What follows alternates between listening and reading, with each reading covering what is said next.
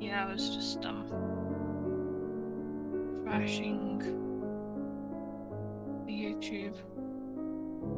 Yeah, I Oh think dear, that one has we sort of... accidentally started another one. What?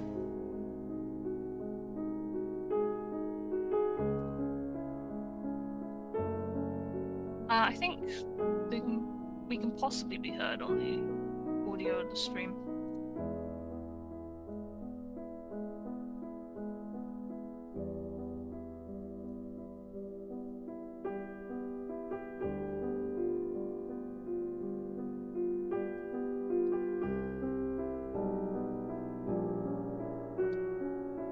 Yeah, what?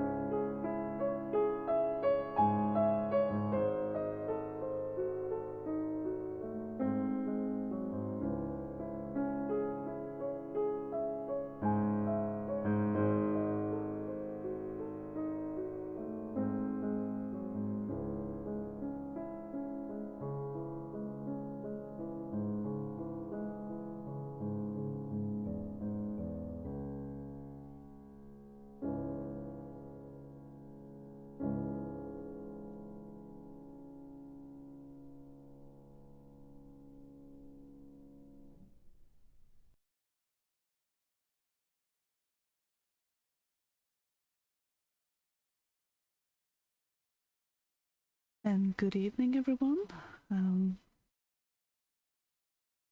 I have returned.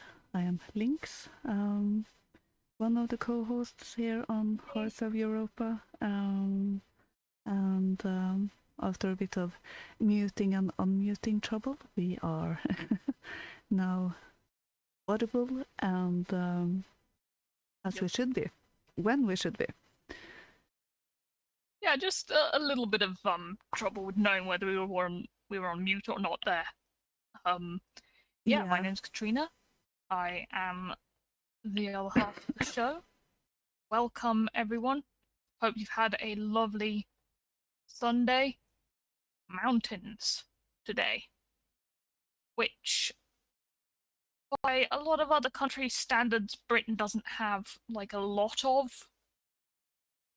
I feel like several other countries look at our mountains and are like, nah, you call those mountains? I don't know. I think we have interesting mountains though, which I'll get into further. Day. Yeah, we do have quite good mountains, I would think. And being Norwegian, we mostly have mountains, so we might not have all of the tallest mountains, but we have them, and they're there, and they're there to be conquered. So that is something I keep seeing from other parts of the world. Why did it go up there? And we just because they're there. So because they just are. Yeah. See a tall thing, ascend the tall thing. Yeah. We like nice views and everything, so where to get a better view than from a mountaintop? It does seem to be a trait of the European man. My dad always really quite liked to go up a tower whenever there was one to go up. Yeah. Definitely. As a kid, I was like that with climbing trees when I was a kid. Always loved sitting there in the branches. And we have Jewel Citizen on YouTube and Ragnar Iron Spear, so welcome. And on DLive we have Sparky and The Paradox, so welcome. Sparky, who's now got a 2-month spark streak. Yeah. Yay. Well, it is suitable to his name, so... Yeah. Yes. It was meant to be, I suppose. And I can mention that I am on a 2-month sub streak as well, so... Hey! Boudica is here, hosting us on DLive. Thank you. Good to see you as always. Are there any particularly famous mountains in Norway, like the tallest one, or the most well-known one or whatever? We do have quite a lot, so that sort of depends. The tallest one is Galdhøpiggen, and that is a mountaintop on the mountain range of Dovrefjell, and that basically cuts the southern half of Norway from the northern half of Norway. Dividing mountain. Yeah. Significant. Yeah, we have quite a few of those with inhabitable places in between, so to speak. And Dovrefjell have been mentioned in stories I've told before, in particular the cat of Dovrefjell, which just happened to be a polar bear, not a cat, but trolls took him for a very ferocious cat, so the farmer who had yearly Christmas visits from the trolls, he was left alone after that. So, Cat po- is the cat. yeah, polar bears can actually be quite handy, it seems. He identified as a cat. Yeah, it's that is admissible these days. So, It was valid. yeah, His identity was valid.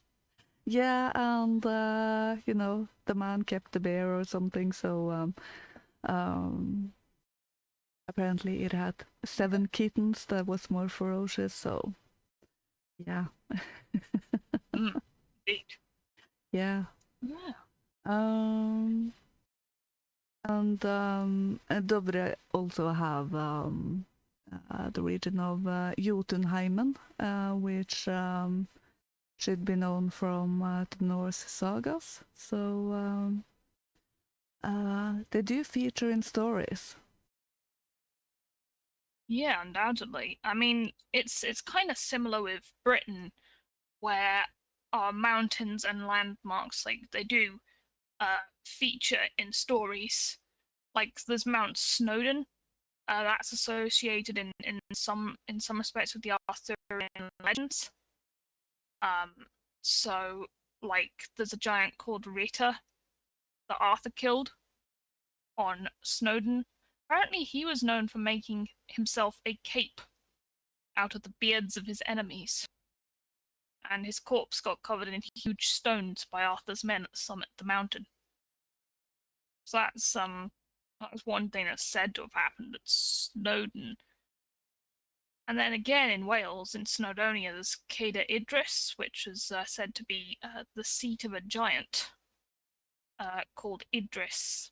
And apparently, one day when he was sitting in this chair, he felt some grit inside of his shoes, and he cast the grit down the mountain.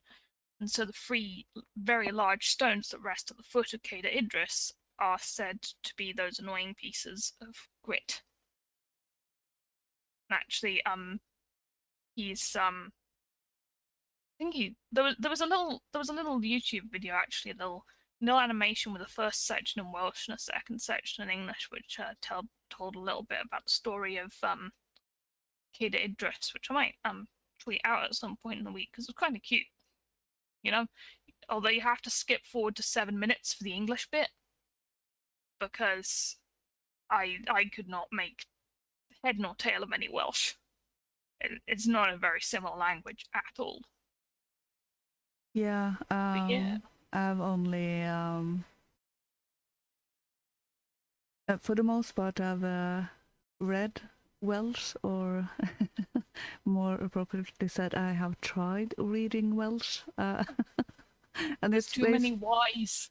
It's just a jumble of letters for me. There's a lot of L's. Yeah, but I will have to say that my mind kind of got distracted of a cape made of beards. It kind of takes having a beard to another level or something. Okay. I know it's kind of hardcore. Yeah. What's the other famous mountains? Famous mountains. Ben Nevis. That's the one in Scotland. And of course, we talked about the Cailleach Mhir before. She keeps coming up. That's her throne, apparently. And then also you've got Glencoe and Ossian's, or Oisin's, maybe, if you're going to pronounce it, because that's how it's pronounced in the Irish. Oisin's Cave. And there's like 2 versions, like the Scottish version and the Irish version of this story of Oisin, and how he's the son of Fionn and Sabt, and the druid Fedoric. I don't know how to pronounce that name. But there's a druid who falls in love with Sabt, who's spurned by Sabt, and then he strikes her with a hazel wand, and she gets turned into a deer by this druid. And then this Fionn comes along hunting with his dogs, but the dogs don't kill this deer. And then she gets released, and she's transformed into a beautiful woman, and they fall in love. And then this druid comes back and transforms her back into a deer, and she runs away pregnant. And then this next heir, Oisin, was born in this cave at Glen Coe, on the slopes of a mountain called Unoch Du. That means Little Fawn, his name. So that's a legend associated with a mountain in Scotland. Then he goes on to have his whole own story, actually, with a fairy woman from Tir na Nog. Yeah, I have had it commented that Norwegian sound odd, but with names like that, I rest my case. Yeah, the Irish names, like, you sort of look at them, like, the stereotypical one is Siobhan. Now that's spelt Siobhan, for reasons pronounced to the Irish. And Yeah. you look at that and you're like, well, how is anyone supposed to tell that it was ever pronounced that way? Exactly. But I don't know if the Scottish are pronouncing it Oisin or Ossian like it's spelt. I don't know. Have to ask someone who's maybe knowledgeable in how to even pronounce the Scots Gaelic, which is not as common as people who are knowledgeable in how to pronounce the Irish Gaelic. Well, let's hope that a few more people take up that firebrand and keep the language alive. Yeah, I mean, I think in schools currently there is actually an effort to teach Scottish children it, which is surprising, and I think it's probably one of the performatively nationalistic things that the SNP do. Yeah, well, they do have to do something for show at least. Yes. Yeah. Oh dear. Well, at least some good comes of it. Oh, I'm looking at Boudica's a 2-month spark as well. Ah, Yay. Yeah. That's cool. Yeah, 2 months since we got cleared for affiliate, so yeah. Nice. Yeah. No, it's really cool. And we are working on getting all the D-Lives properly set up, and we've got a library as well, which is a great platform, so do check that out. That's a very promising looking platform as well. Yeah, so far it's only the story videos that are up on library and Odyssey. The streams are too big to be big to sync just now, yeah, so we have to do that manually, so that will take some time. But yeah, that is definitely a promising platform, library and Odyssey. Definitely. We haven't gone on BitChute, as apparently it's very hard to upload videos on there. So we really haven't bothered trying. I'm in quite a few streams and everyone complains about it. That is nothing against the platform or the guy who runs it or something. As far as I understand, he runs it out of his basement or something. And all my best to him and everything.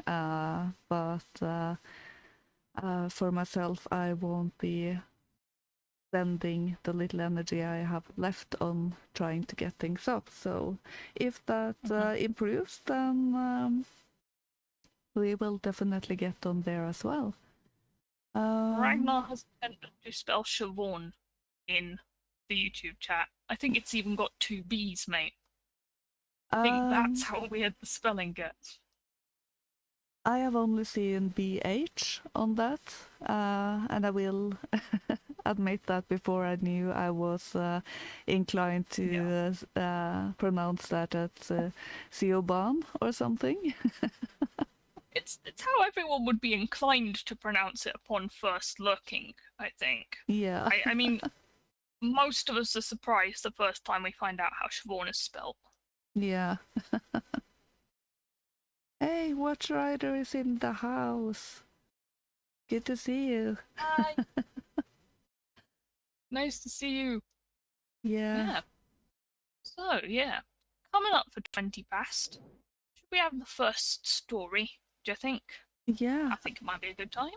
Yeah, which one did we agree to take first again? We could have the King of the Golden Mountain. Okay. Let's get that one going. The King of the Golden Mountain. There was once a merchant who had only one child, a son that was very young, and barely able to run alone. He had 2 richly laden ships then making a voyage upon the seas, in which he had embarked all his wealth in the hope of making great gains. When the news came that they were both lost, thus from being a rich man, he became all at once very poor, that nothing was left to him but one small plot of land, and there he often went in an evening to take his walk and ease his mind of a little trouble. One day, as he was roaming along in a brown study, thinking with no great comfort on what he had been and what he was now, and was like to be, all on a sudden there stood before him a little, rough-looking black dwarf. "Prithee, friend, why so sorrowful?" said he to the merchant. "What is it you take so deeply to heart? If you would do me any good, I would willingly tell you," said the merchant. "Who knows but I may?" said the little man. "Tell me what ails you, and perhaps you will find I may be of some use." Then the merchant told him about how all his wealth was gone to the bottom of the sea, and how he had nothing left but that little plot of land. "Oh, trouble not yourself about that," said the dwarf. "Only undertake to bring me here 12 years hence whatever meets you first on going home, and I will give you as much as you please." The merchant thought this was no great thing to ask, and it would most likely be his dog or his cat, or something of that sort, but forgot his little boy Heinel. So he agreed to the bargain, and signed and sealed the bond to do what was asked of him. But as he drew near home, his little boy was so glad to see him that he crept up behind him, and laid fast hold of his legs, and looked up in his face and laughed. Then the father started trembling with fear and horror, and saw what it was that he had bound himself to do. But as no gold was come, he made himself easy by thinking that it was only a joke, that the dwarf was playing him, and that at any rate, when the money came, he should see the bearer, and would not take it in. About a month afterwards he went upstairs into a lumber room to look for some old iron, that he might sell it and raise a little money. And there, instead of his iron, he saw a large pile of gold lying on the floor. At the sight of this he was overjoyed, and, forgetting all about his son, went into trade again, and became a richer merchant than before. Meantime little Heinel grew up, and as the end of the 12 years drew near, the merchant began to call to mind his bond, and became very sad and thoughtful, so that care and sorrow were written upon his face. The boy one day asked what was the matter, but his father would not tell for some time. At last, however, he said that he had, without knowing it, sold him for gold to a little ugly-looking black dwarf, and that the 12 years were coming round when he must keep his word.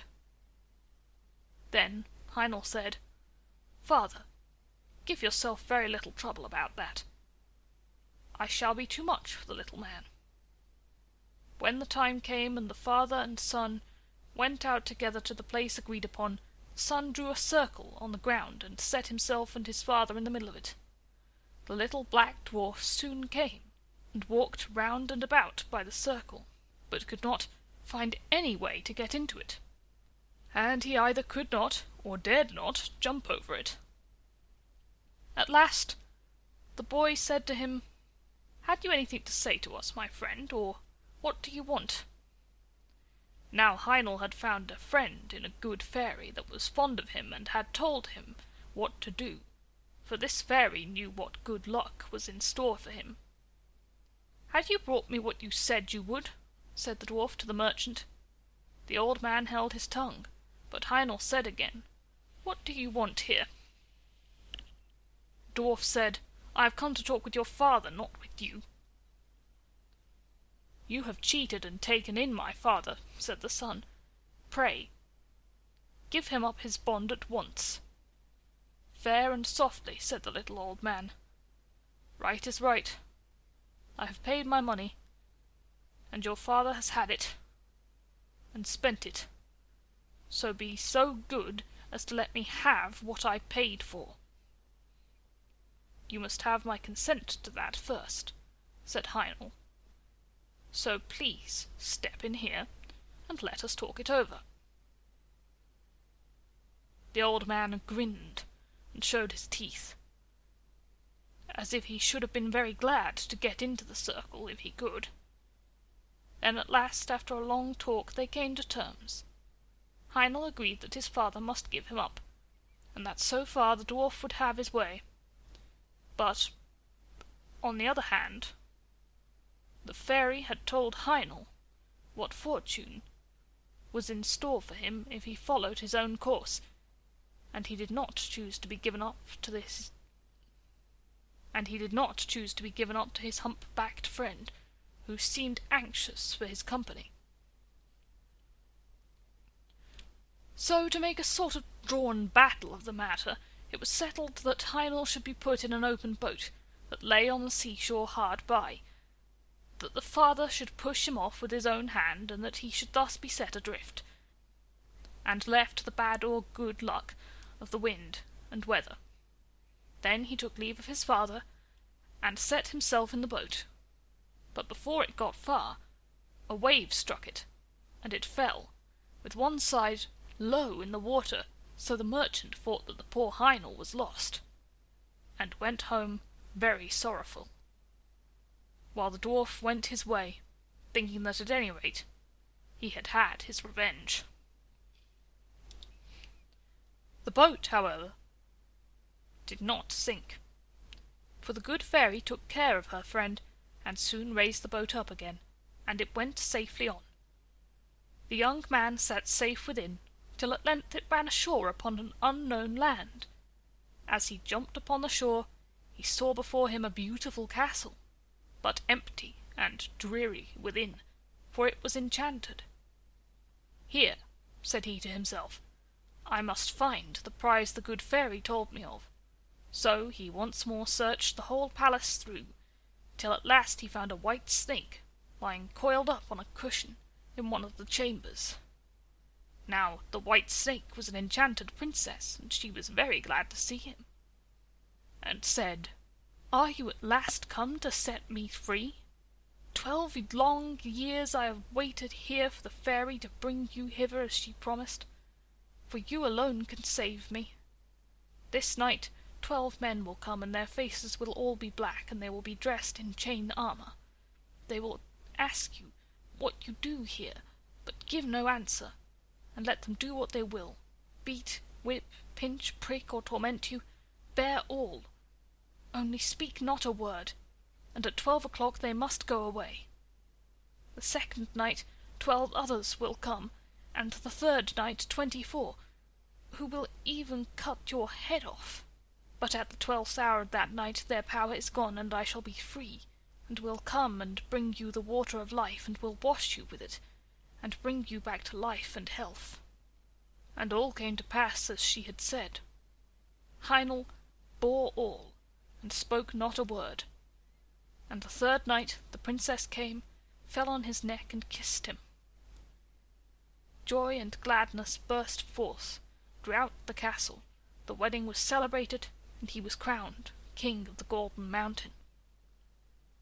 They lived together very happily, and the queen had a son, and thus 8 years had passed over their heads when the king thought of his father, and began to long to see him once again. But the queen was against him going, and said, "I know well that misfortunes will come upon us if you go." However, he gave her no rest until she agreed. At his going away she gave him a wishing ring, and said, "Take this ring and put it on your finger. Whatever you wish it will bring you. Only promise never to make use of it, to bring me hence to your father's house." Then he said he would do what she asked, and put the ring on his finger, and wished himself near the town where his father lived. Heinel found himself at the gates in a moment, but the guards would not let him go in, because he was so strangely clad. So he went up to a neighbouring hill where a shepherd dwelt, and borrowed his old frock, and thus passed unknown into the town. When he came to his father's house, he said he was his son, but the merchant would not believe him, and said he had but one son, his poor Heinel, who he knew was long since dead, and as he was only dressed like a poor shepherd, he would not even give him anything to eat. The king, however, still vowed that he was his son, and said, "Is there a mark by which you would know me if I really am your son?" "Yes," said his mother. "Our Heinel had a mark like a raspberry on his right arm." Then he showed them the mark, and they knew that what he had said was true. Next he told them about how he was the king of the Golden Mountain, and was married to a princess, and had a son 7 years old. But the merchant said, "That can never be true. He must be a fine king truly, who travels about in a shepherd's frock." At this the son was vexed, and forgetting his word, turned his ring and wished for his queen and son. In an instant they stood before him, but the queen wept, and said he had broken his word, and bad luck would follow. He did all he could to soothe her, and at last she seemed to be appeased, but she was not so in truth, and was only thinking about how she should punish him. One day he took her to walk with him out of the town, and showed her the spot where the boat was set adrift upon the wide waters. Then he sat himself down and said, "I am very much tired. Sit by me. I will rest my head in your lap and sleep a while." As soon as he had fallen asleep, however, she drew the ring from his finger and crept softly away, and wished herself and her son at home in their kingdom. And when he awoke he found himself alone, and saw that the ring was gone from his finger. "I can never go back to my father's house," said he. "They would say I am a sorcerer. I will journey forth into the world till I come again to my kingdom." So saying, he set out and travelled till he came to a hill, where 3 giants were sharing their father's goods, and as they saw him pass they cried out and said, "Little men have sharp wits. He shall part the goods between us." Now there was a sword that cut off an enemy's head whenever the wearer gave the words, "Heads off," a cloak that made the owner invisible, or gave him any form he pleased, and a pair of boots that carried the wearer wherever he wished. Heinel said they must first let him try these wonderful things, and he might know how to set a value upon them. Then they gave him the cloak, and he wished himself a fly, and in that moment he was a fly. "The cloak is very well," said he. "Now give me the sword." "No," said they, "not unless you undertake not to say 'Heads off,' for if you do, we are all dead." So they gave it him, charging him to try it on a tree. He next asked for the boots also, and the moment he had all 3 within his power, he wished himself at the Golden Mountain, and there he was at once. So the giants were left behind with no goods to share or quarrel about. As Heinel came near his castle, he heard the sound of merry music, and people around him told him that his queen was about to marry another husband. Then he threw his cloak around him and passed through the castle hall, and placed himself by the side of the queen, where no one saw him. But when anything to eat was put upon her plate, he took it away and ate it himself. And when a glass of wine was handed to her, he took it and drank it. And thus, though they kept on giving her meat and drink, her plate and cup were always empty. Upon this, fear and remorse came over her, and she went into her chamber alone, and sat there weeping. And he followed her. Alas, she said to herself, was I not once set free? Why then does this enchantment still seem to bind me? False and fickle one, said he. One indeed came who set thee free, and he is now near thee again. But how have you used him? Ought he to have had such treatment from thee? Then he went out and sent away the company, and said the wedding was at an end, for that he was come back to the kingdom. But the princes, peers, and great men mocked him. However, he would enter into no parley with them, but only asked if they would go in peace or not. Then they turned upon him and tried to seize him. But he drew his sword. "Heads off!" cried he.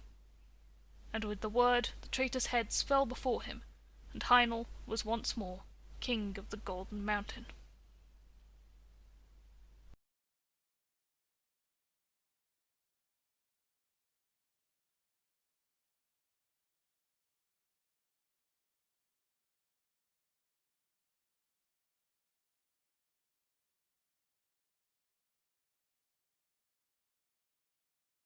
I definitely need Yeah. more hands. Yeah. It's hard to do the unmute and to change the scene and the both. Yeah, Yeah, it's hard. in particular when I sit with a tablet in my hands. So, Mhm. and Yeah. you know, get the headphones on and all of that.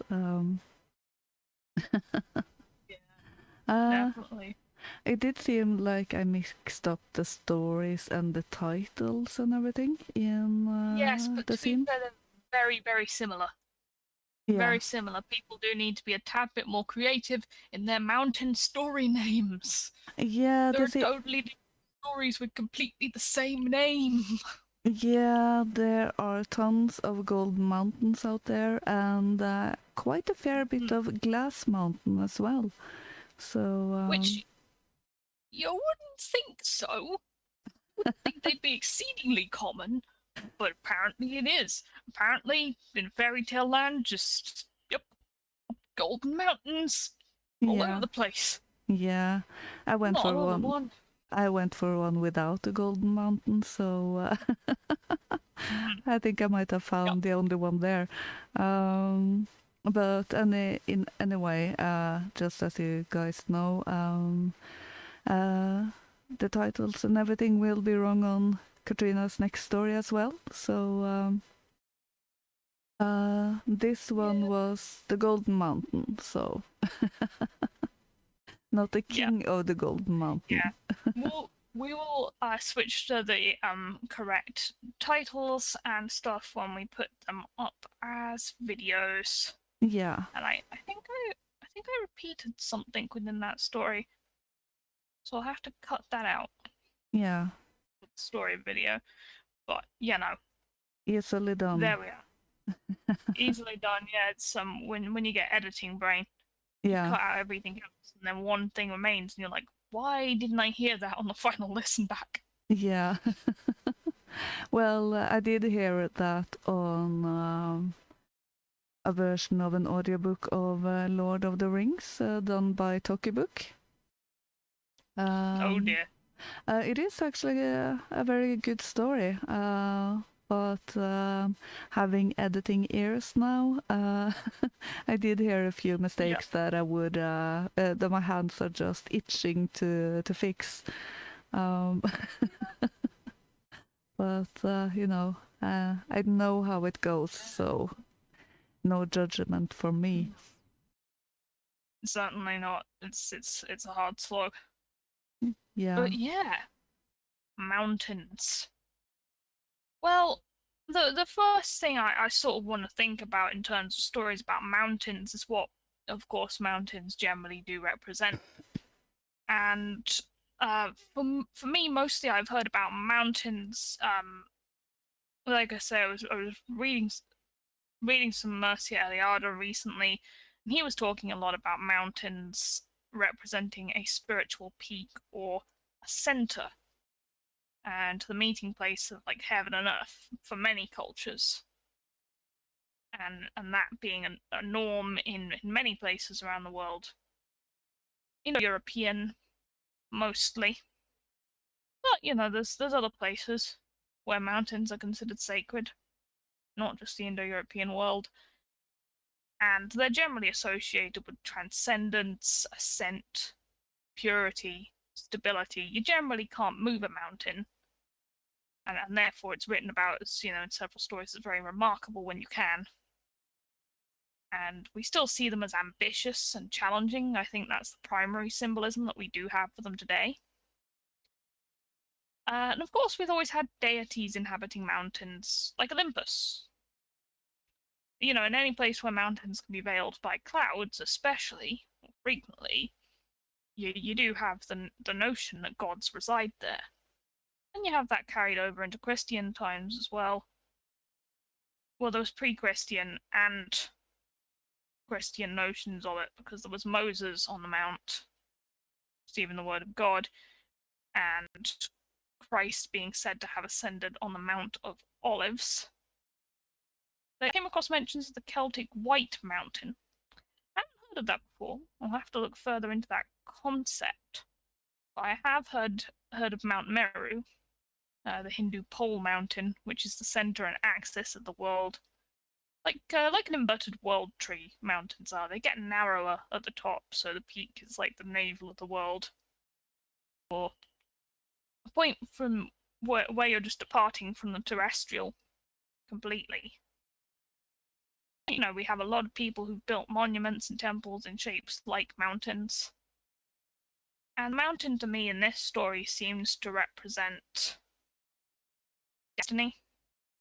Definitely. Because, he is told by a spirit that he has to that he is gonna have a good luck. He's chosen, he will get there and have this fortune. It's not said really precisely how much the fairy has actually told him. And you have this other motif of the sort of chosen king story, which is the 3 trials. We've seen those quite a lot, haven't we, Lynx?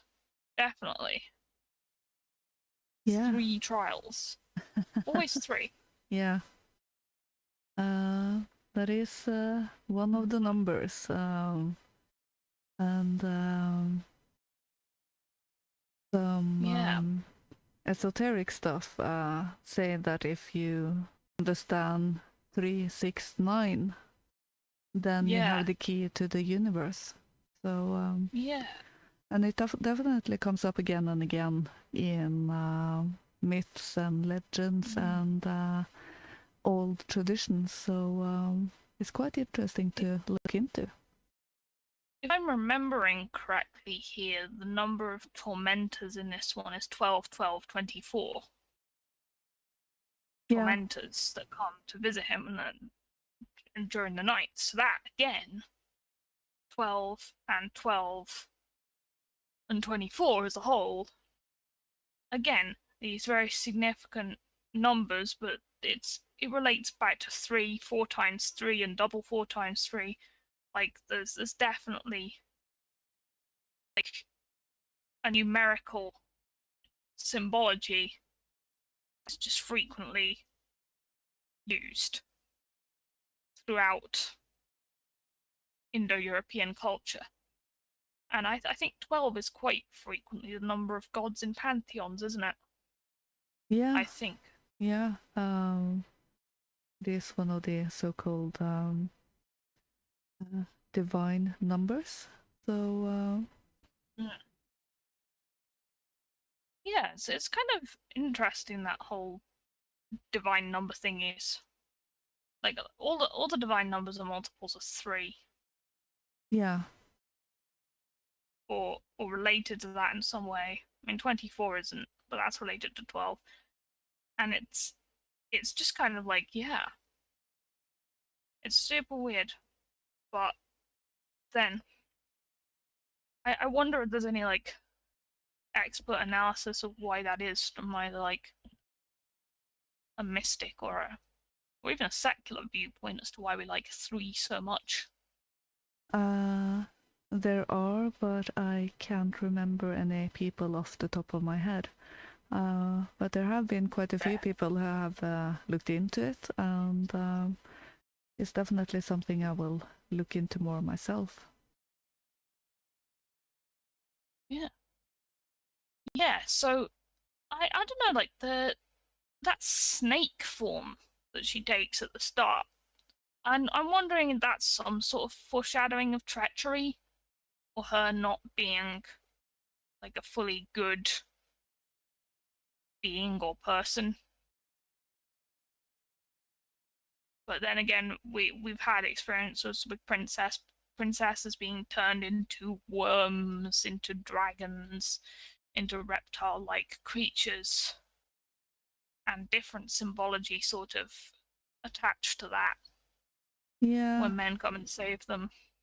yeah. In Scandinavia, there's also two stories about a lindworm. That is a snake. The lindworm is mentioned in the sagas and everything, and it's basically the same story that are slightly different, and the Swedish one is a bit longer than the Norwegian one, but in both cases it is a prince who is under a spell from his birth, so he comes out of his mother's womb as a lindworm. And he is the oldest of a twins. That sounds like a terrifying birth experience. Yeah, he goes straight into the woods. So he just comes out of the womb and scatters off, basically. But how's the new baby? I'll be honest with you, it was a giant scaly worm and it ran straight into the woods. well, it wasn't that big, but it was a scaly worm. It was a lindworm. It's one of the stories of those magical births, and the queen doesn't follow the instructions properly, so she conceives twins, and one of them is cursed, and that is the eldest one. And when it's time for them to marry, he wants to be the first one to marry the lindworm because he is the eldest one, and the bride has to lift his curse. So, that's the challenge of the story. But I will tell that one day, so I won't reveal how that is. But it is part of the also being under a curse can be the image of a snake. So it is a very how to put it? It's a bit of a dichotomy. In one way, it is an image of being a bad person, in particular in the Christian tradition. But it can also be that you are under a curse or under some kind of challenge. So it's also a transformative image and symbol. Yeah. You know, I can shedding hear the a little skin. echo. Yeah, that's on Of myself. your end. It goes away when you mute. So Okay. Let me see if I can turn my mic down just a bit, to be honest, yeah. That's gone away now. yeah, can come and go. So you know, audio. Yeah. The internal death of a stream audio. Yes, audio is It's way we've more got to put that on merch. Oh. Audio issues. Stand by. Having audio issues, stand by. It is the eternal curse, and definitely it shouldn't be so hard as it is, but you know, that's life, I guess. I'm just having a little look at the chat. I agree is celebrating a 2-month sub streak. Hello! Woo! And Aussie DMs late. Shame on you. Punctuality is important. No, it's fine. You can watch whenever. Hey, Yeah. I agree, and thank you for the diamond. Yay. Welcome, OCM. Good to see you. Who else is it? Rory had the best life of his night, coolest night of his life on ever on Zugspitze Mountain on the Austrian-German border. I can imagine. I can imagine that was bloody freezing.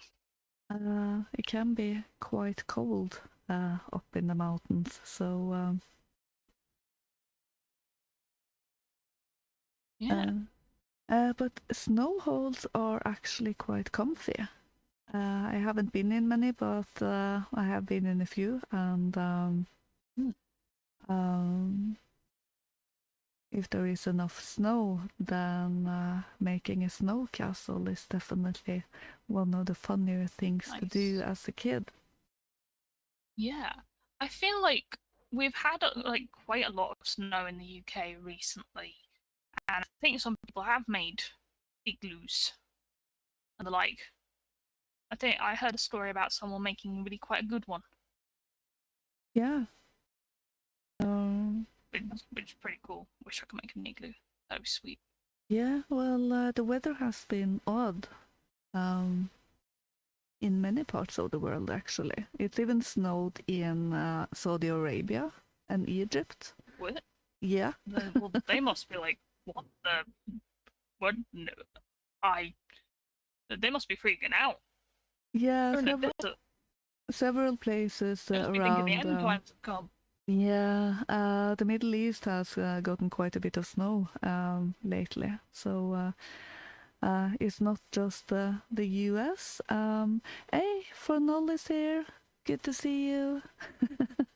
Hi, Fornol. You haven't missed it. You have just missed an hour. We still... Yeah, just the first one. Yeah, we still have 2 stories to go, so stick around if you can. So yeah, we should probably have a second one pretty soon. Yeah, it might be time. Would you like to do next?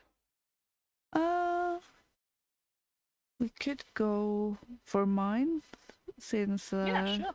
You kept the Golden Mountains, so I just kept it to a regular mountain. Sandwich it. Well, it's not quite regular. We'll get into that in the story. Yeah, but it's neither golden nor made of glass. Glass Mountain was something I considered.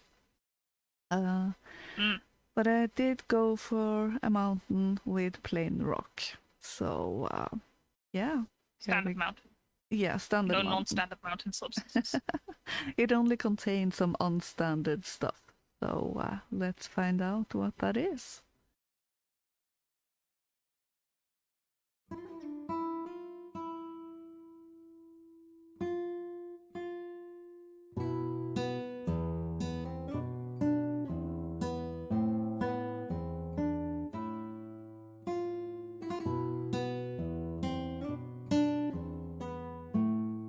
The Water of Life.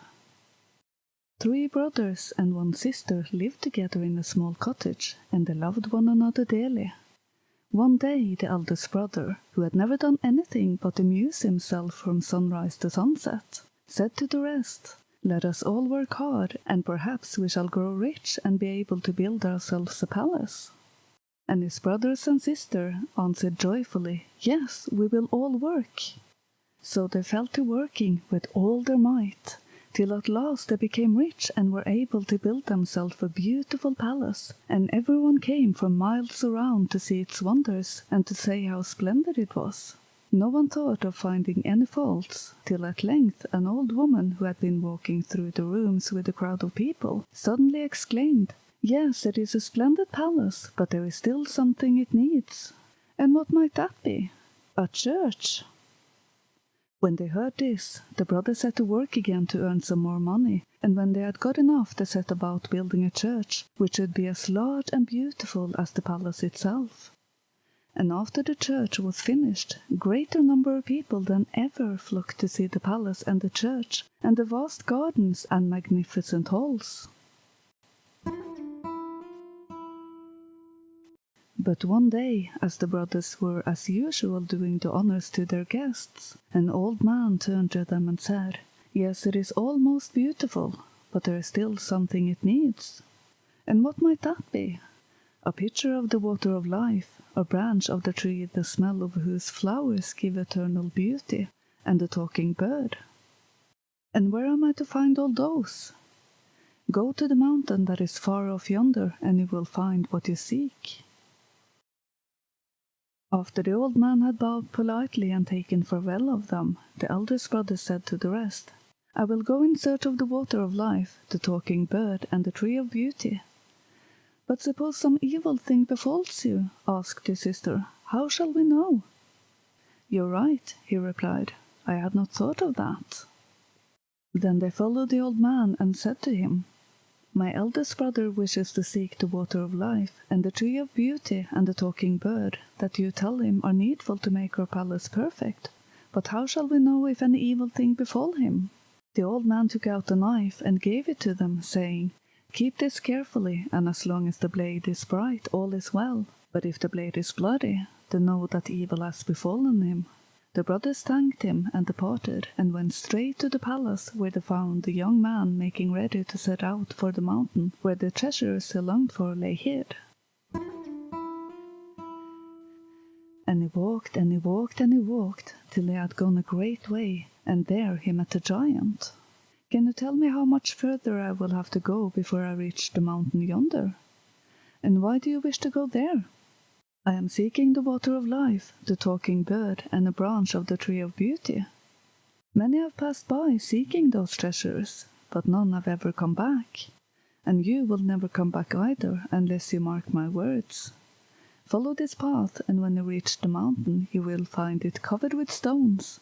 Do not stop to look at them, but keep on your way. And as you go, you will hear scoffs and laughs behind you. It will be the stones that mock. Do not heed them. Above all, do not turn around. If you do, you will become as one of them. Walk straight on till you get to the top, and then take all you wish for." The young man thanked him for his counsel, and walked, and walked, and walked, till he reached the mountain. And as he climbed, he heard behind him scoffs and jeers, but he kept his ears steadily close to them. At last the noise grew so loud that he lost his patience, and he stooped to pick up a stone to hurl into the midst of the clamor, when suddenly his arm seemed to stiffen, and the next moment he was a stone himself. That day his sister, who thought her brother's steps were long in returning, took out a knife and found the blade was red as blood. Then she cried out to her brothers that something terrible had come to pass. "I will go and find him," said the second, and he went. And he walked and he walked and he walked, till he met the giant, and asked him if he had seen a young man travelling towards the mountain. And the giant answered, "Yes, I have seen him pass, but I have not seen him come back. The spell must have worked upon him."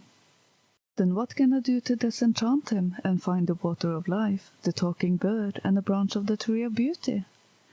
Follow this path, and when you reach the mountain, you will find it covered with stones. Do not stop to look at them, but climb steadily on. Above all, heed not the laughs and scoffs that will arise on all sides, and never turn around. And when you reach the top, you can then take all you desire." The young man thanked him for his counsel and set out for the mountain.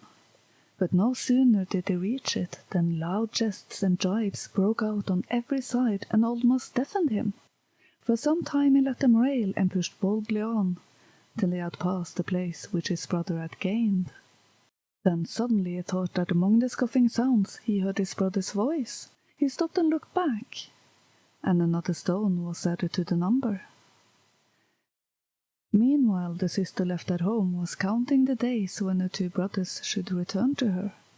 The time seemed long, and it would be hard to say how often she took out the knife and looked at his polished blade to make sure that this one at least was still safe. The blade was always bright and clear. Each time she looked she had the happiness of knowing that all was well. Till one evening, tired and anxious, as she frequently was at the end of the day, she took it from its drawer, and behold, the blade was red with blood. Her cry of horror brought her youngest brother to her, and unable to speak she held out the knife. "I will go," he said. So he walked and he walked and he walked, until he met the giant, and he asked, "Have two young men making for yonder mountain passed this way?" And the giant answered, "Yes, they have passed by, but they have never come back, and by this I know that the spell has fallen upon them." "Then what must I do to free them, and to get the water of life, and the talking bird, and the branch of the tree of beauty?" "Go to the mountain, which you will find so thickly covered with stones that you will hardly be able to place your feet, and walk straight forward, turning neither to the right hand nor to the left, and paying no heed to the laughs and scoffs which will follow you, till you reach the top, and then you may take all that you desire." The young man thanked the giant for his counsel, and set forth to the mountain. And when he began to climb, there burst forth all around him a storm of scoffs and jeers. But he thought of the giant's word, and looked neither to the right hand nor to the left, till the mountain top lay straight before him. A moment now, and he would have gained it, when through the groans and yells he heard his brothers' voices. He turned, and there was one stone the more. And all this while his sister was pacing up and down the palace, hardly letting the knife out of her hand, and dreading what she knew she would see, and what she did see. The blade grew red before her eyes, and she said, "Now it is my turn." So she walked and she walked and she walked, till she came to the giant, and prayed him to tell her if he had seen 3 young men pass that way seeking the distant mountain. "I have seen them pass, but they have never returned, and by this I know that the spell has fallen upon them. And what must I do to set them free, and find the water of life, and the talking bird, and the branch of the tree of beauty?" "You must go to that mountain, which is so full of stones that your feet will hardly find a place to tread, and as you climb you will hear a noise as if all the stones in the world were mocking you. But pay no heed to anything you may hear, and once you gain the top you have gained everything." The girl thanked him for his counsel and set out for the mountain. And scarcely had she gone a few steps upwards, when cries and screams broke forth around her, and she felt as if each stone she trod on was a living thing. But she remembered the words of the giant, and knew not what had befallen her brothers, and kept her face steadily towards the mountain top, which grew nearer and nearer every moment. But as she mounted, the clamour increased 7-fold. High above them all rang the voices of her 3 brothers. But the girl took no heed, and at last her feet stood upon the top. Then she looked around, and saw lying in a hollow the pool of the water of life, and she took the brazen pitcher that she had brought with her, and filled it to the brim. By the side of the pool stood the tree of beauty, and the talking bird on one of its boughs. And she caught the bird, and placed it in a cage, and broke off one of the branches. After that she turned and went joyfully down the hill again, carrying her treasures. But her long climb had tired her out, and the brazen pitcher was very heavy, and as she walked, a few drops of the water spilled on the stones, and as he touched them, they changed into young men and maidens, crowding about her to give thanks for their deliverance. So she learned by this how the evil spell might be broken, and she carefully sprinkled every stone till there was not one left, only a great company of youths and girls who followed her down the mountain. When they arrived at the palace, she did not lose a moment in planting the branch of the tree of beauty and watering it with the water of life. And the branch shot up into a tree and was heavy with flowers, and the talking bird nestled in its branches. Now the fame of these wonders was noised abroad, and the people flocked in great numbers to see the three marvels and the maiden who had won them. And among the sightseers came the king's son, who would not go till everything was shown him, and till he had heard how it had all happened. And the prince admired the strangeness and the beauty of the treasures in the palace, but more than all he admired the beauty and the courage of the maiden who had brought them there. So he went home and told his parents, and gave their consent to wed her for his wife. Then the marriage was celebrated in the church adjoining the palace. Then the bridegroom took her to his own home, where they lived happily ever after.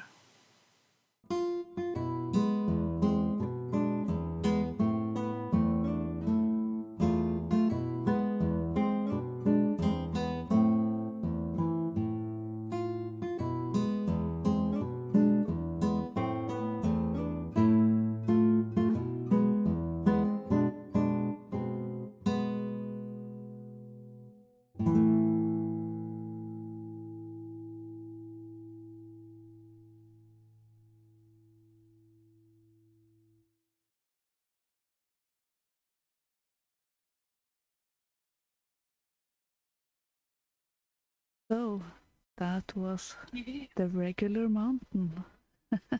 The old standard. The regular mountain Yeah. with the flamenco guitar player. Yeah. Well, I happened to come across...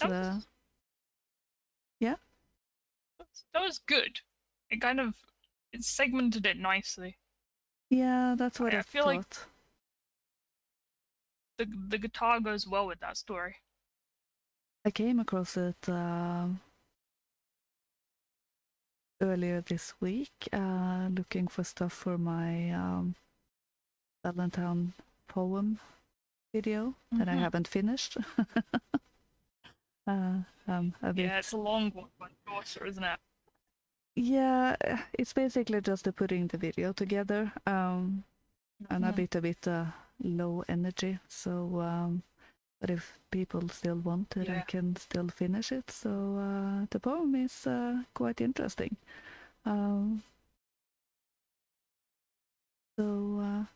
So yeah, I did find that music would go good to the story.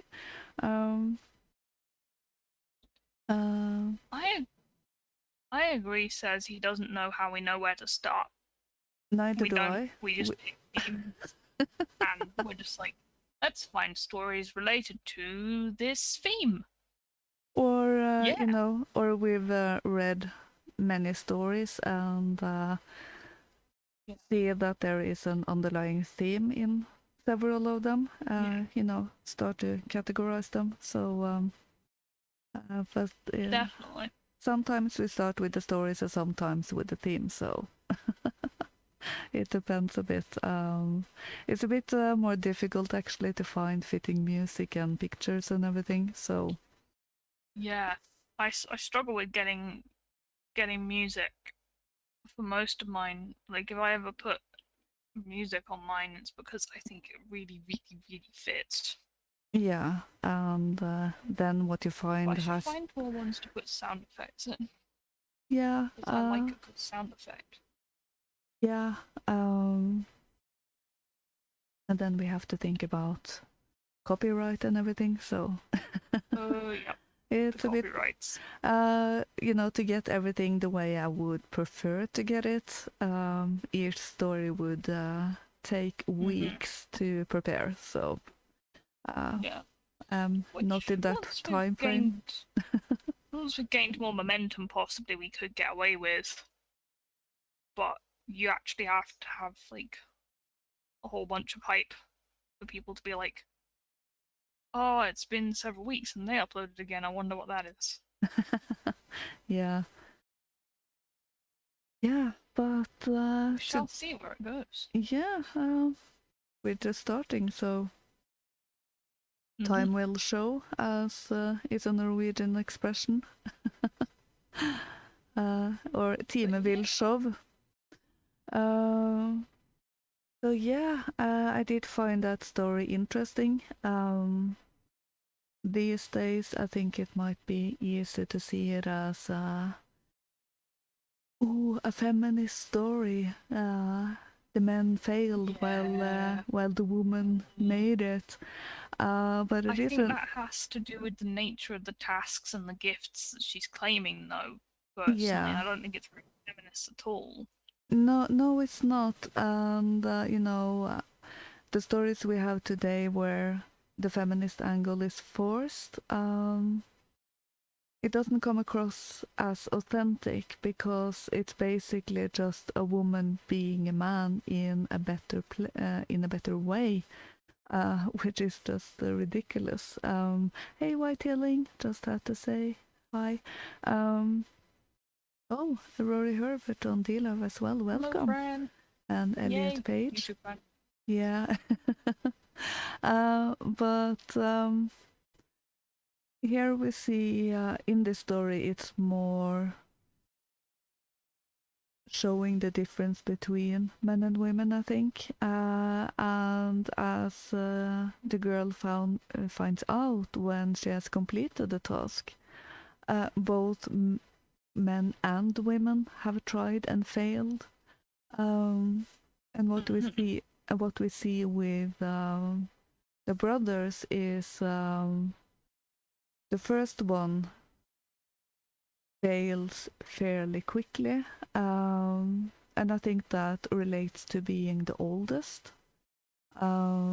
He's always the oldest who seems to be the worst out of fairy tale brothers. If anyone's going to succeed, it's always the youngest. Yeah. And the oldest is always just totally incompetent. I don't know why he always is. Well, if we take a look at what's been looked at when it comes to siblings and the order they are in and what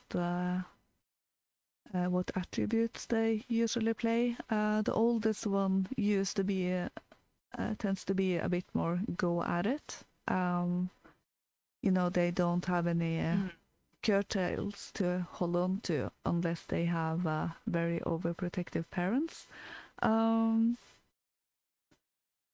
So I do think that it's shown in the oldest brother here. He is a bit more rash and everything.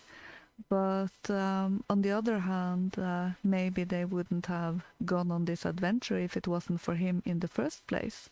He is the first one to go. He hears about the Water of Life and the Tree of Beauty and the Talking Bird, and he decides, okay, he wants to have the perfect place, so he has to go get him.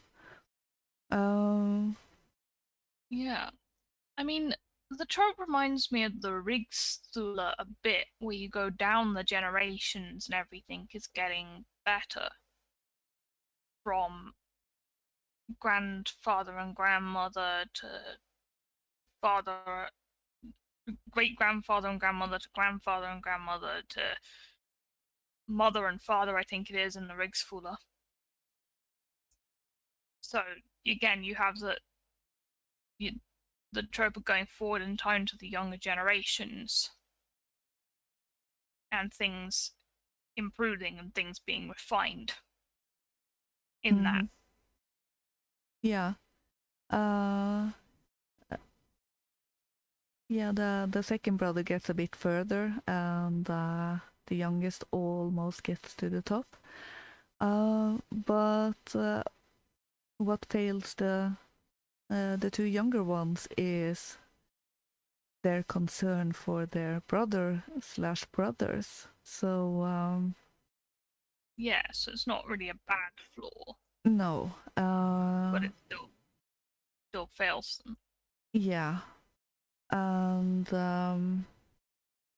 where the sister succeeds, I do think it's partly due to how far her brothers came, because they did come quite far up, and she didn't hear them until the end. And by that time, she was able to keep her focus on the task. And also, she is a woman, so she doesn't have that warrior instinct that the man does. So while I'm sure she still had a protective instinct for her brothers, she is more able to ignore it. Mm-hmm. And so Yeah. she gains the treasure. I do wonder if I don't think she's the only one who reached it. Maybe it's a regenerative sort of thing, one bird is taken and another one takes its place or something. But she finds out how to. Yeah, the bird left an egg. I do wonder if a stronger man would be as tired as she was, and if so, would he have spilled water on the stones to rescue the people who were made of stones, or would the troll at the foot of the mountain still be there and tell them how to break the curse? I don't know. It's one of those conundrums in the stories that sort of makes my head go round in circles. Exercise of imagination. Mm. Absolutely, it does. And yeah, I think it was appropriate to have her succeed because the gifts she's going to get, of course, are beauty and life. And I don't see quite where Talking Bird factors into things, but at any rate, beauty and life have been, largely associated with the feminine. Yeah. Who, of course, have, the power to carry and create life. Maybe the Talking and it's Bird. always been like an earth goddess. Yeah, the Talking Bird might just be to show that it's a folk tale, fairy tale. That is one of the signs of it, of a fairy tale is talking animals, and the people in the stories don't seem phased by talking animals. It's just part of the world. Not even a little bit. No, they're just there. It's perfectly natural. Sometimes they just go up to them and ask them of their own accord. Yeah. As well. Yeah, you know. Excuse me, fox, can you tell me where to go? If you try that in real life, it'll just look at you like, I am a fox. Yeah. I. Or just walk away or run away, depending on the animal. But I did actually said that you would be questioning your sanity. Yes. Yeah, I did find a book on. It's an older one about the characteristics of a folktale. So I thought I might put a video together on the characteristics of that. I just have to finish the book and get it all out. So I just thought I would mention that. That's cool. Yeah. Yeah. I've seen people try and summarize the characteristics of a folktale, but I don't reckon they generally did it very well. So it'd be interesting to hear. Yeah. A bit more about that. Yeah, I do think it depends on how recent it is. As we see with the classification system, it's gone totally woke. And yeah, they didn't take into consideration the female archetypes and story arcs and goodness gracious me, there ain't enough gay stories and everything. So they're I wonder recharacterized. why. Yeah, I do wonder why. So the most recent version Nobody of that. idolizes it. No. So in the most recent classification, it's I don't like it. I prefer the older system that was based on tradition. I don't remember the two people. Something Thompson. Yeah. Yeah. And then Yeah. there was a third name added to it. Arne Uther Thompson Index? Oh yeah, that was it. Arne Thompson Uther ATU. Yeah. Yeah. Yeah. The reason why there aren't terribly many, well, there aren't really any gay ones, is because when it comes to a natural, like, it's mostly a metaphor for nature Yeah. and life a lot of the time. So you don't really have that dynamic. Yeah, or when you're trying to represent the creation of the earth or the masculine and feminine virtues. yeah, and they seem to tend to go for the friendship between men instead. So if there's a really deep connection between two men that is just friendship, then oh, they're gay, but they couldn't tell it in the story or something.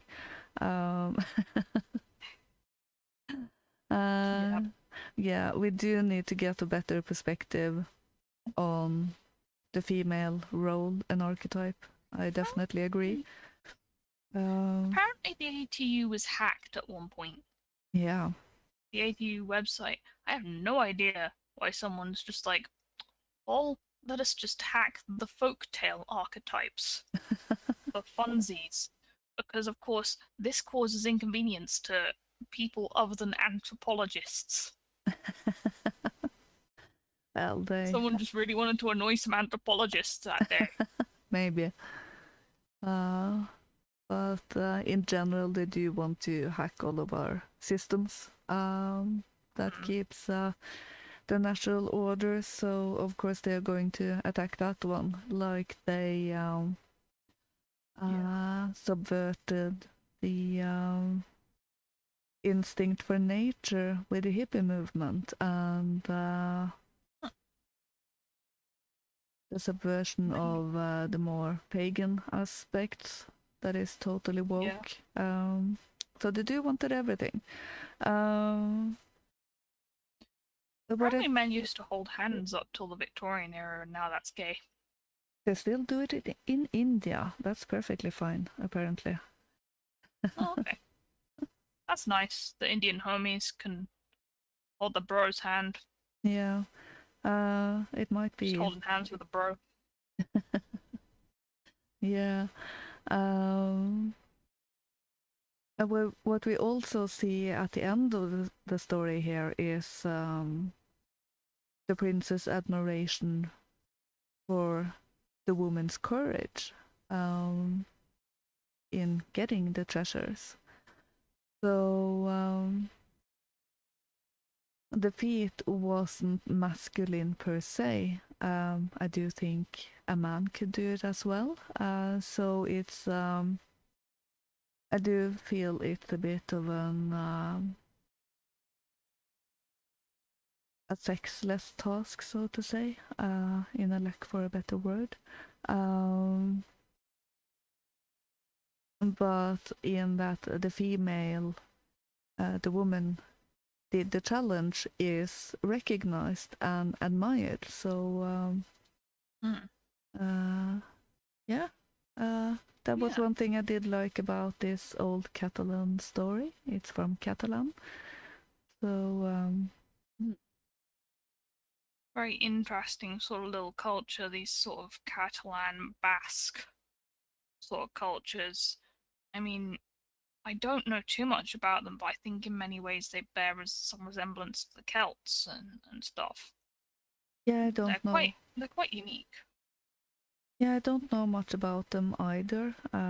Simon Harris was sort of my only source into the Catalan culture, and he is gone. And I haven't watched all the stuff on that either, so I don't know how much he went into the culture aspect of it. So I didn't know he did stuff on them. I should take a look. his way into nationalism was through Catalan nationalism. Nice. So, and in supporting that, he realized he was English, and so became an English nationalist. And It's fair. yeah, but he also realized how easy it is for nationalist movements to be subverted into something less healthy. So, yeah.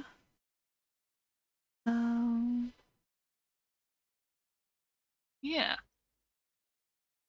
Oh, it's an interesting one. It's an interesting story with again a female hero in a properly traditional way, which is always something Yeah. we like to showcase on this show. Should we have an... Also that... Sorry, you were going to say something. Yeah. Also that the troll wasn't a bad troll. It was basically just someone to show the way and everything. And we also didn't get to see the villain of the story, who put the curse on there. No, we didn't. It was just some people got turned into rocks, and that's that. Yeah. Who even knows? Hard to But say. the curse seemed to be more metaphorical representation for temptation, didn't it? Yeah. That or rashness. Yeah, or temptation anger. or rashness, something like that. Yeah. Should we have the last story? Yeah. Might be good. Yeah. So again, I mixed up the titles and the stories. So now we're going to have The King of the Golden Mountain, though the title will say The Golden Mountain. So we will get it right when we post the stories. We just got a diamond. We just got a diamond from Rory Herbert. He says, good read, Everest the Hard Way by Chris Bonington. Oh. Nice. Thanks, Rory. Who has a signed copy. Interesting. Yeah, I will check that out. Yeah. Okay, let's hear about the King of the Golden Mountain then.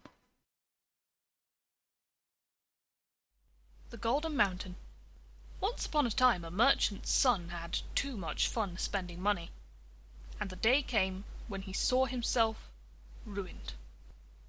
He had nothing to eat, nothing to drink.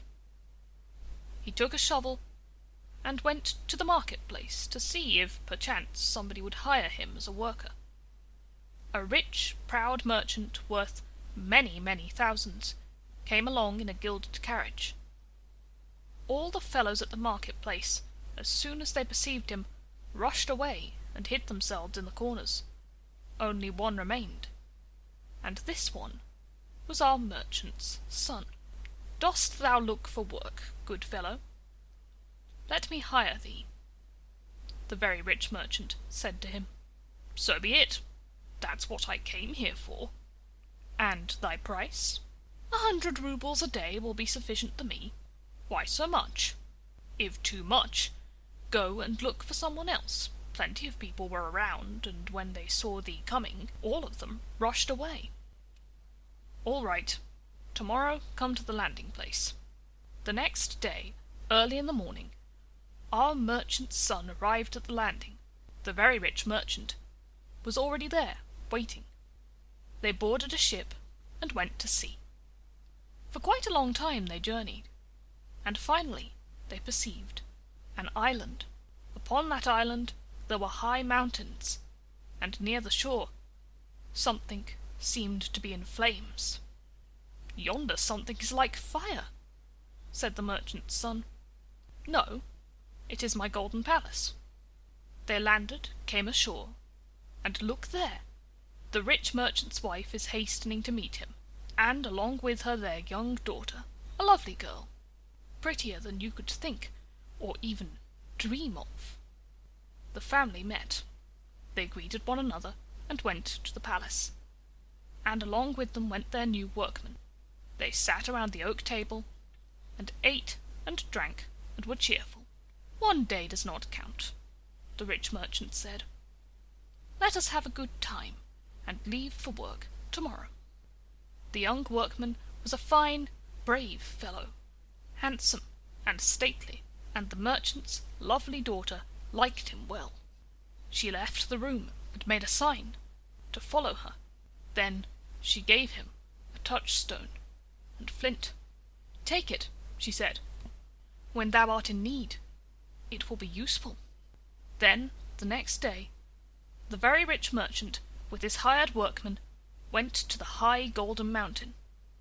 The young fellow saw at once that there was no use trying to climb or even crawl up. "Well," said the merchant, "let us have a drink for courage." And he gave the fellow some drowsy drink. The fellow drank and fell asleep. The rich merchant took out a sharp knife, killed a wretched horse, cut it open, put the fellow inside, pushed in the shovel, and sewed the horse's skin together, and himself sat down in the bushes. All at once the crows came flying, black crows with iron beaks. They took hold of the carcass, lifted it up to the top of the high mountain, and began to pick at it.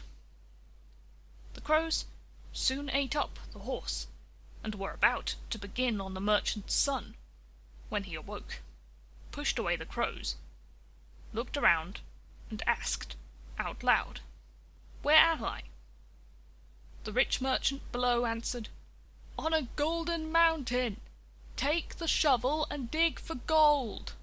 And the young man dug and dug, and all the gold he dug he threw down, and the rich merchant loaded it up on the carts. "Enough!" finally shouted the master. "Thanks for thy help. Farewell! And I, how shall I get down?" "As thou pleasest. There have already perished 99 of such fellows as thou. With thee the count will be rounded, and thou wilt be the 100th." The proud rich merchant was off. "What shall I do?" thought the poor merchant's son.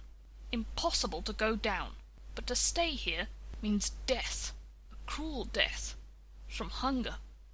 And our fellow stood upon the mountain, while above the black crows were circling, the black crows with iron beaks, as if feeling already the prey. The fellow tried to think about how it all happened, and he remembered the lovely girl, and what she said to him in giving him the touchstone and the flint. He remembered how she said, "Take it. When thou art in need, it will prove useful." I fancy she had something in mind. Let us try. The poor merchant's son took out the stone and flint, and struck it once, and lo! 2 brave fellows were standing before him. "What is thy wish?" "What are thy commands?" said they. "Take me from this mountain down to the seashore." And at once the 2 men took hold of him, and carefully brought him down. Our hero walks along the shore. See, there, a vessel comes sailing near to the land. "Ahoy, good people! Take me along." No time to stop, and they went sailing by. But the winds arose, and the tempest was heavy. "It seems as if this fellow over there is not an ordinary man. We had better go back and take him along," decided the sailors. They turned the prow toward the island, landed, took the merchant's son along with them, and brought him to his native town. It was a long time, or perhaps only a short time after, who could tell, that one day the merchant's son took again his shovel and went to the marketplace in search of work. The same very rich merchant came along in his gilded carriage, and, as of old, All the fellows who saw him coming rushed away. The merchant's son remained alone. "Will you be my workman?" "I will, at 200 roubles a day. If so, let us to work." "A rather expensive fellow. If too expensive, go to others. Get a cheap man. There were plenty of people. But when thou didst appear, thou seest thyself, no one is left." "Well, all right. Come tomorrow to the landing place." They met at the landing place, boarded a ship, and sailed towards the island. First day they spent rather gaily, and on the second, master and workman went to work. When they reached the Golden Mountain, the rich, proud merchant treated his hired man to a tumbler. "Before all, have a drink." "Wait, master, thou art the head, thou must drink the first. Let me treat thee this time." The young man had already prepared some of the drowsy stuff, and he quickly mixed it with the wine and presented it to the master. The proud merchant drank and fell sound asleep. Our merchant's son killed a miserable old horse, cut it open, and pushed in his master, and the shovel inside, sewed it all up, and hid himself in the bushes. At once black crows came flying, black crows with iron beaks. They promptly lifted up the horse with the sleeping merchant inside, bore it to the top of the mountain, and began to pick the bones of their prey. When the merchant awoke, he looked here and looked there and looked everywhere. "Where am I?" "Upon the Golden Mountain. Now if thou art strong after thy rest, do not lose time. Take the shovel and dig.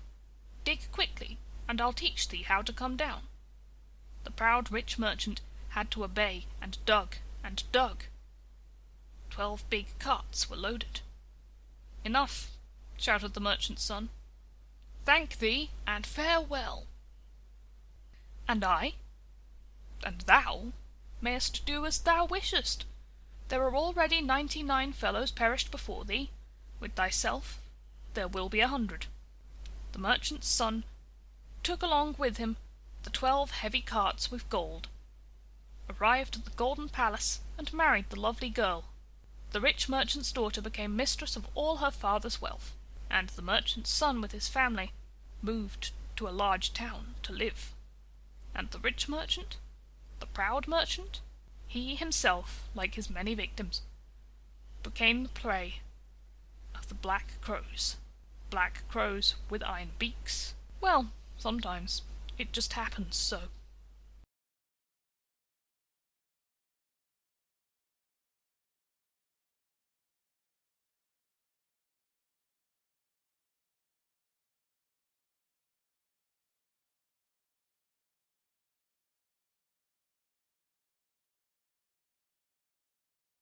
You're muting again.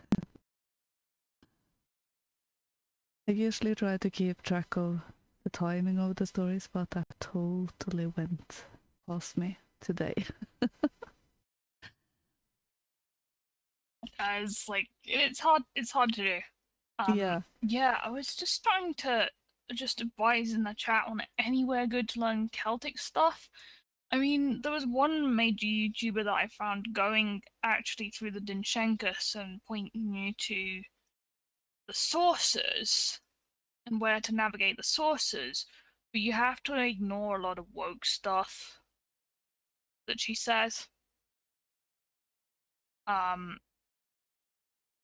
So yeah, there's no one that I can recommend who's based on the Celtic stuff at the moment. In fact, I would very much like to know who's based on the Celtic stuff at the moment. Yeah, it can be somewhat of the same with the Norse as well. The vast majority of it is very woke. So I mean, don't go to Arith Herga, the Norse stuff. Arith Herga is just the cancer of Norse paganism. Now I'm taking YouTube beef with Arith Herga apparently, but yeah. his freaking left-hand path. Yes. Yeah. The little I've seen of Celtic paganism has been very in the alternative circles. Mm. So that's the main reason why I've even heard of the Celtic names for the different times of year and everything. But if you stomach wading through the woke stuff, then there are channels to go with. But I would definitely advise to find what the old sources are and go directly to them instead. You don't. With the Celtic, yeah, exactly. Go to old sources. With the Celtic, the big YouTuber I found who does actually point you to the old sources is Laura O'Brien, spelled Lora, but again, she's like woke, and she is reading the old sources, and she'll link you to the places where you can find the Dinchenko sort of laid out, but you're best to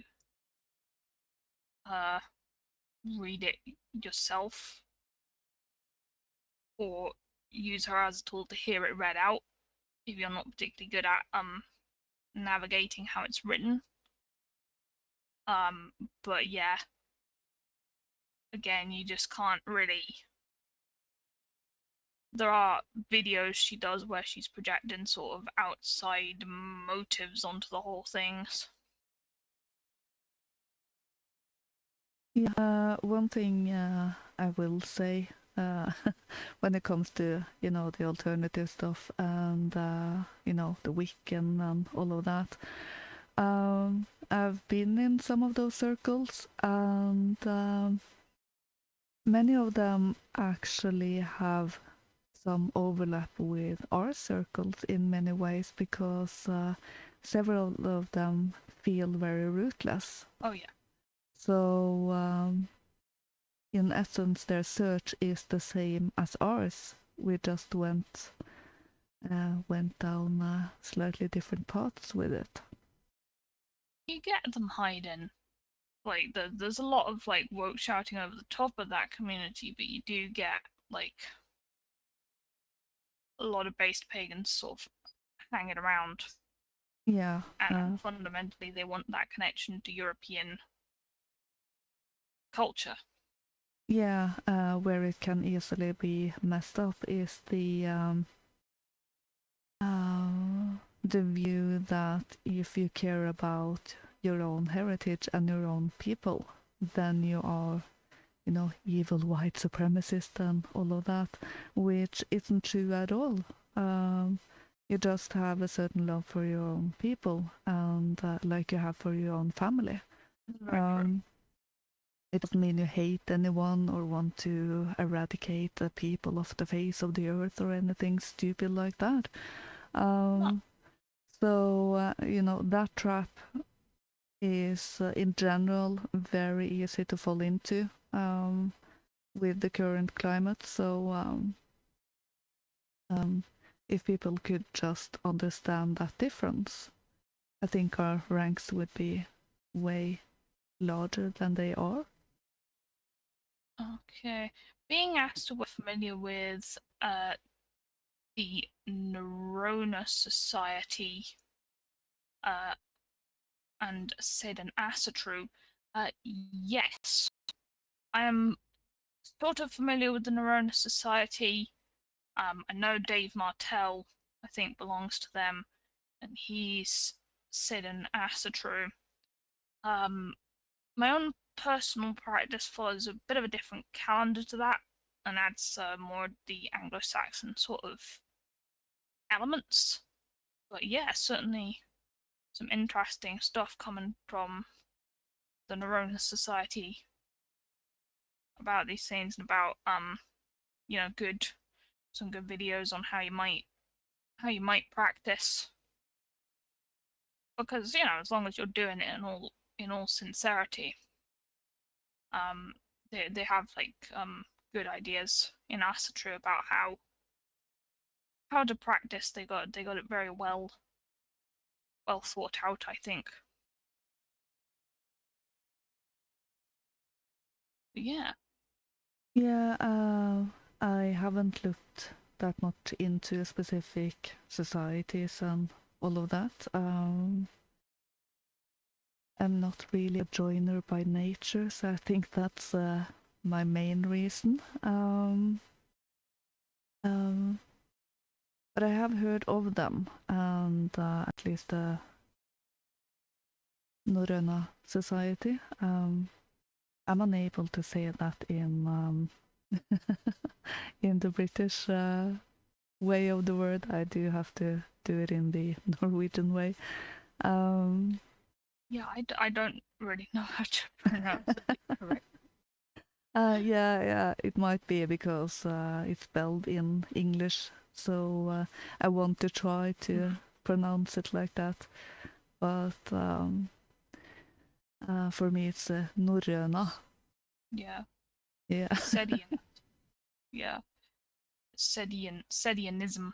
I've heard Dave Martell talk about Sedianism. I need to watch more of Dave Martell's stuff. Yeah.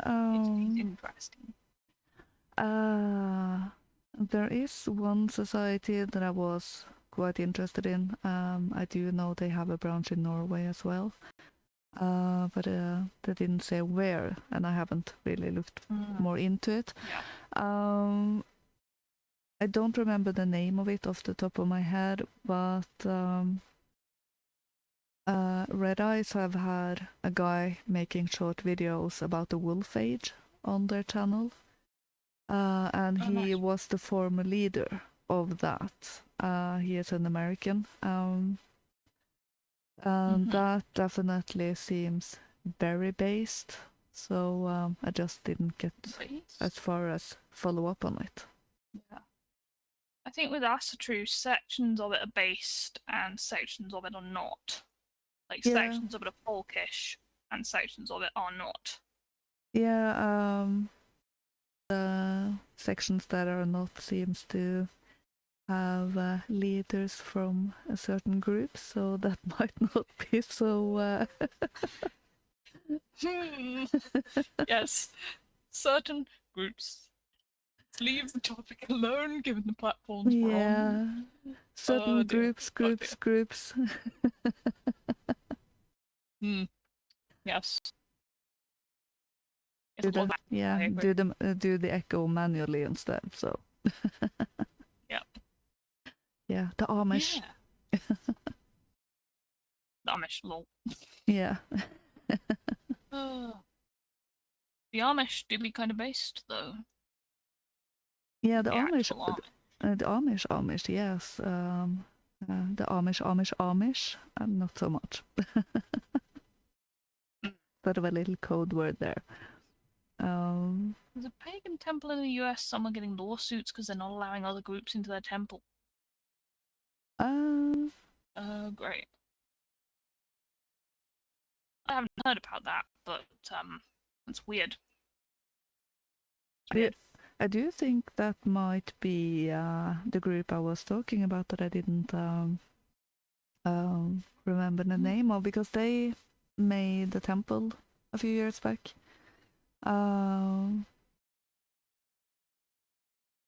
They got everything going to get those things, so that might actually be them.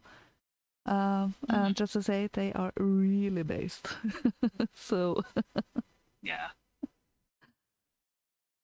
very based. Yeah. I don't know. Not letting other groups play in your bit. Oh man, that's so bad. Oh yeah. Not as if I'm sure mosques and synagogues and they just let anybody with likes in there. You don't have to be of a certain group to go in those places. No. Yeah. Thank you, Michael. thank you, Michael. Stephen McNallen, that is his name. Of the former leader. He really has that grandfather vibe. Yeah, I really like him. I might have to find him on Gav. Yeah, that's cool. Well, we are out of stories Yeah, for but tonight. did you have Yeah. something to say about your last story? We got a bit sidetracked. We did get a bit sidetracked, and now I kind of like low-key forgot what I was gonna say. But yeah, that story. I was surprised for a start that there wasn't 3 tries at that. I don't know how you can manage to get fooled by that same trick twice, but usually there are 3 tries. And the story didn't find a way to make it 3 tries, and I was like, huh, this feels weird now. Oh hey, Nullis is celebrating a 1-month sub streak. That's cool. Hi, Ooh, Nullis. cool. Hey, Nullis. Hey.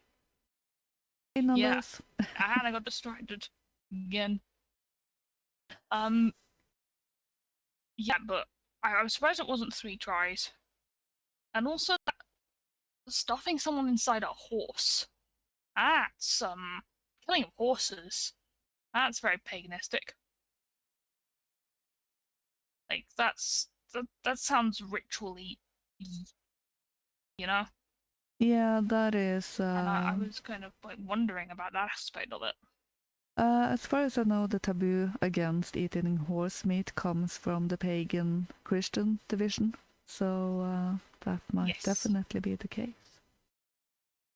Was that king that they were in one of the stories that they were trying to make eat some horse meat? He was called King Hakon or something, or was he? Håkon the Good. Håkon the Good.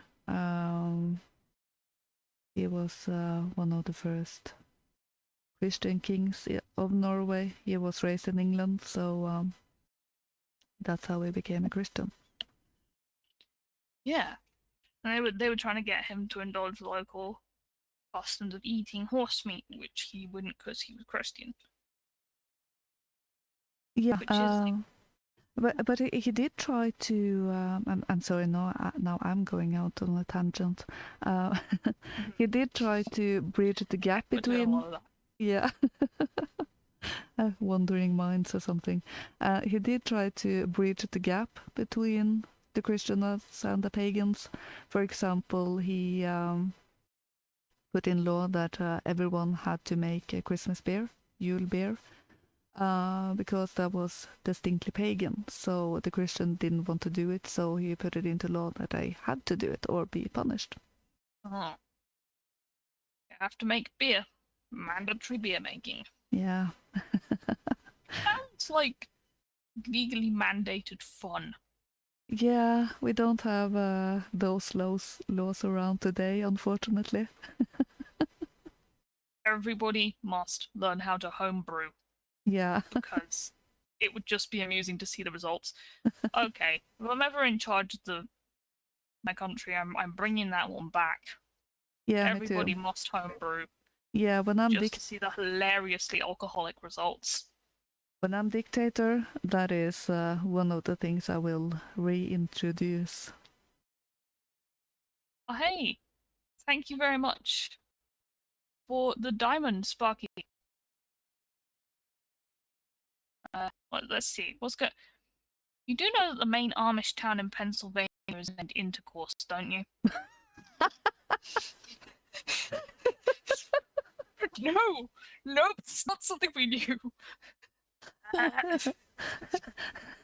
That's bordering on TMI. Okay. I'm sure it's named Intercourse for a different reason than that. They're very, very Christian. Very conservative. They are all like hell, yeah. My mind goes my to goodness. TMI, definitely. Yeah, I imagine the people in the town are just annoyed at people taking photos in front of their signs. I tell you what, though, Britain, we do have some place names that sound wrong.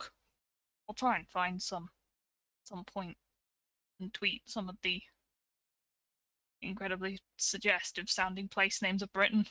Yeah, well, Norway do have hell, so I'm not going to say anything. Yeah. Yeah, but like again, just that sort of aspect of the story, the ritualistic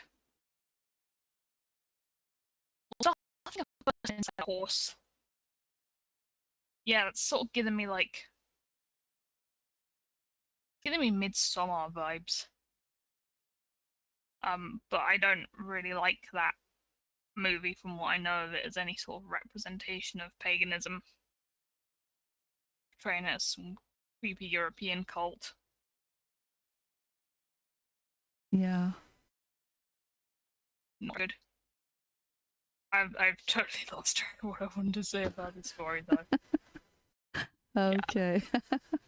I won't torture you about it, so. You are now entering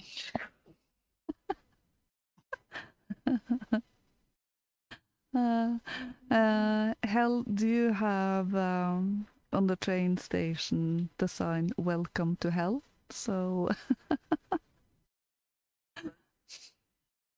I would just run with that and put little flames around that. Yeah. I did There's a come. Hungarian town called Pornoapati. Oh, what's that region again with Serbia and everything? The Balkans, they do have quite a few amusing place names as well. Split is one. I came across some website that tracked place names with dubious meanings in English, and it was quite amusing. There's a place in Cornwall that's literally just called Cox. That's literally what it is. Denmark has many places called balls, something balls. Balls. Yeah. Nether Song. Nether Wallop. Shitterton. Bitchfield. There's a place in Austria called Effing. Says Nullis on the line. Let me be clear. I'm not swearing. No. I'm just saying place names. Yeah. We don't mean to be crude. The crudeness is in the place names. Little hint. Sheepy Magna is not necessarily rude. It's just weird. Yeah. There was a photo series on one of the largest newspapers in Norway, VG, that started with pictures of weird place names in Denmark. Is there actually a place in Austria called that, Norse? Place in Austria called Effing? Yeah.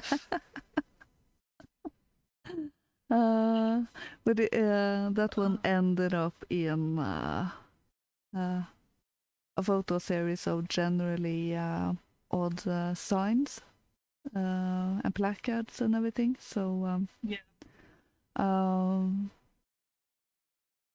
one was from a grocery store in northern Norway. So it was probably set up with tongue in cheek. It was in the fruit department where the scales were, with the sign, "Here you can weigh your melons."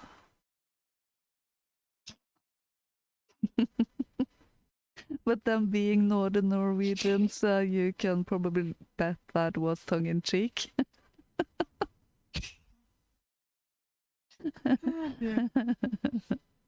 You know, they have That's that great. classic.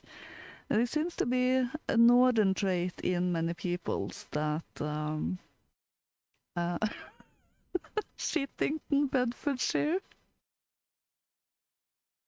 Yeah. It's better than it's in Bedfordshire. That's just a whole. That's a whole lot of wrong to it, actually. Yeah.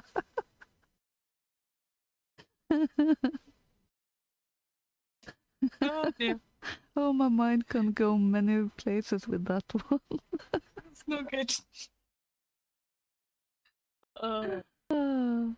yeah, just. Oh, here's another one. Fingering hoe.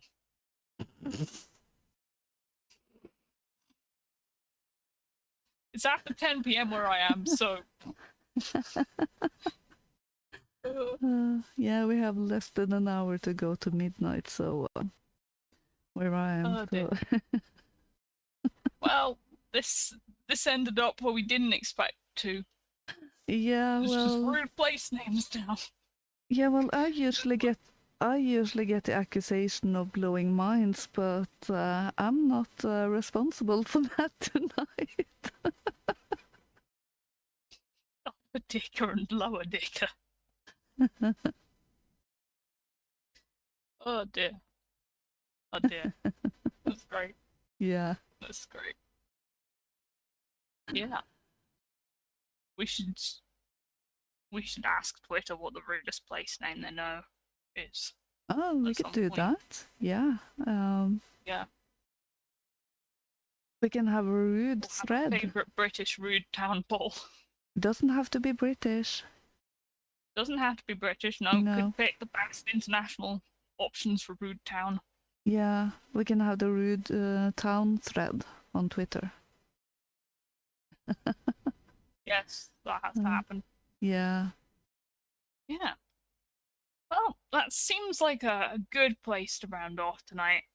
Yeah. I have maybe like a couple of shorter stories about mountains that didn't get a look in that I will tweet out this week, including a cute one with dragons.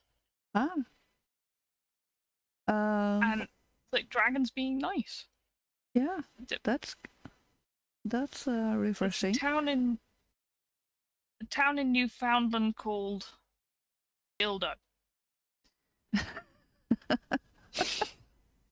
This just keeps getting worse. Whoever named that knew what they were doing. Yeah. We have to look at the age of that.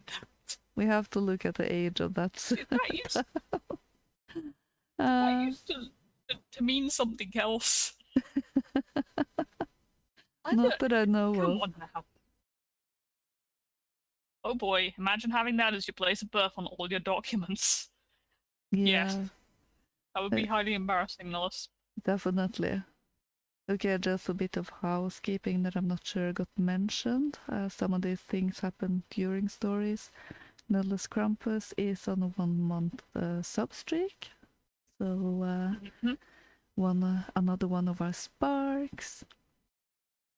1690 Sparky donated an ice cream and a diamond. Thank you very much.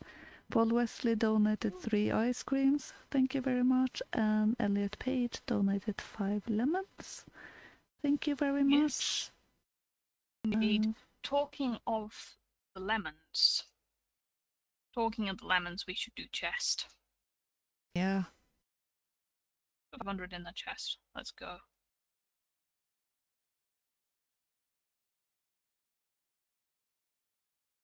Alright, let's distribute these rewards. Do you know what you just did?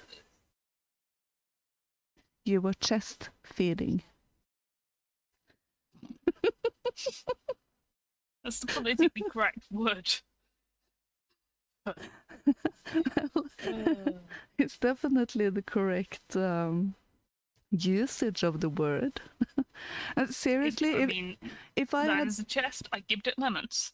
Yeah, but you know, if I had been in the maternity ward and Yep. And the nurse had the nerve to come and talk about chest feeding. Oh, she would like- get her skin full. Oh my god. I'm not chest feeding, I'm breastfeeding. Breasts. Yes, that's what they are. They're called breasts. Yeah, They if feed anyone babies. say that to me, I will say that they are dehumanizing me. They are denigrating me, and you know I will go the full language that they are using and turn it around on them. I just had to get that off my chest. We should rename. We should rename these places with names of folkish and Western meaning. Well, Yeah. I don't think I necessarily agree with you there, White Healing, because in Britain it's been a very long-standing tradition, and I'm not sure anybody was naming them in order to be rude. Like there's a bit of an explanation. I found an explanation article from Countryfile actually, a well-known BBC program, which is quite a nice, relaxing watch, explaining some of these names and their origin, such as where the origin of Wetwang came from, and the actual origin of a lot of these terms, and why they're not in fact rude. It's just they sound funny. But It's Netherwallop was actually originally referred to as Wallop Inferior. Well, you know, it is some similar to the name or nickname Dick. It used to have that meaning, exactly. So but I might do an exception for a town called Dildo, but you know, that's just me. Yeah. They're trying to rename a place in Spain that translates roughly into really can't name the fort. Well, more the luck to them. Oh dear. Alright, here's the link. I don't know if everybody in every part of the world will be able to access that, but that's a good that's a bit of a good explanation as to why some places, at least these ones in Britain, are named how they are. Yeah, interesting. But yeah. Okay. Let's see who got lemon. Yeah. Thanks, you got lemons. I did. But I was only second place. Yeah, but I agree, one with 142. The Paradox got 59. 1690 Sparky with 47 and Rory Herbert with 39. So congratulations, everyone. Congratulations on the lemons. But yeah, that's us for today. You can catch up with everything on the replay. We'll be uploading more stories individually soon. In case everybody wants... I live near the river Piddle. That's great. In case everybody wants stories sans random discussion of rude place names. Yeah. Which, I don't see why you wouldn't. Isn't that what we all came here for? Rude place names? Yeah, well, I live at a place... No, you came here for mountains. Yeah. Are there rude mountains? Probably. There was a penis mountain or a penis rock formation in Norway that got broken off. So yeah, I think that the penis mountain. Yeah, I think that happened a couple of years ago. So they reattached it.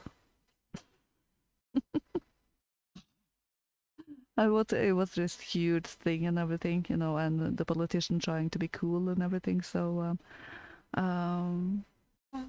all of that. Where I live is not rude, but I won't say the place, of course, but it's a combination of 3 words that have the exact same meaning. So Good. yeah, Oh, maybe. thank you for the diamond, Ozzy. Yeah, and Sparky gave one as well. Yeah, thank you for Yay. that. Yeah, reattached it. Ouch. I don't think Mountain have nerve ending, so I do think it's okay. Well,